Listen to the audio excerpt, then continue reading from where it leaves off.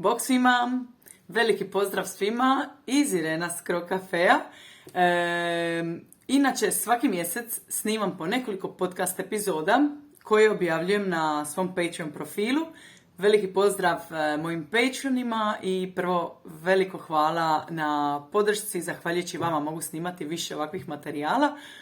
Ideja za 8. mjesec je da vam pomognem da vi radite više rečenica na hrvatskom jeziku, bilo da ste početnik ili da već govorite hrvatski jezik. Za svaki video koji dodam stavit ću također prompts na svoj Patreon profil, tako da ih možete koristiti uz ovaj video da sami napravite rečenicu o sebi, ovisno o svom levelu. Naravno, možete me pratiti na YouTube kanalu ili se pridružiti našoj zajednici na Patreonu i vježbati zajedno s nama.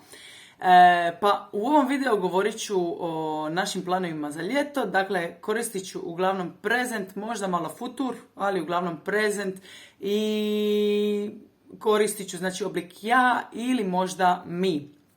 Dakle, idemo u Hrvatsku u 8. mjesecu, nisam rekla kolovoz, nego u 8. mjesecu. Idemo u Split i bit ćemo u Splitu, ćemo, znači futur, bit ćemo u Splitu 10 dana. Kad želite reći otprilike, stavite 10 dana. Planiramo posjetiti prijatelje, obitelj, družit se, piti kave naravno i provoditi puno vremena na plaži.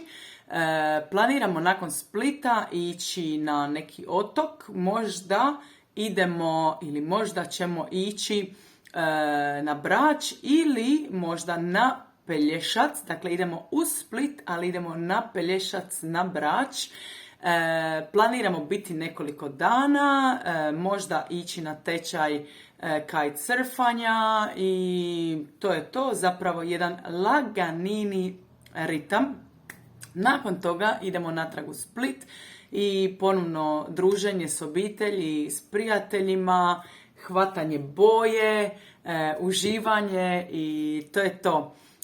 Dragi svi, dodat ću prompts, kao što sam rekla, na svoj Patreon profil koje vam mogu pomoći da sami sastavite više rečenica, koristite ovaj video za vježbanje, ponavljajte za mnom, zaustavite video i tako dalje. Link na Patreon vas čeka u opisu videa. Šaljem vam svima lijepi pozdrav i vidimo se uskoro. Ćao, čao!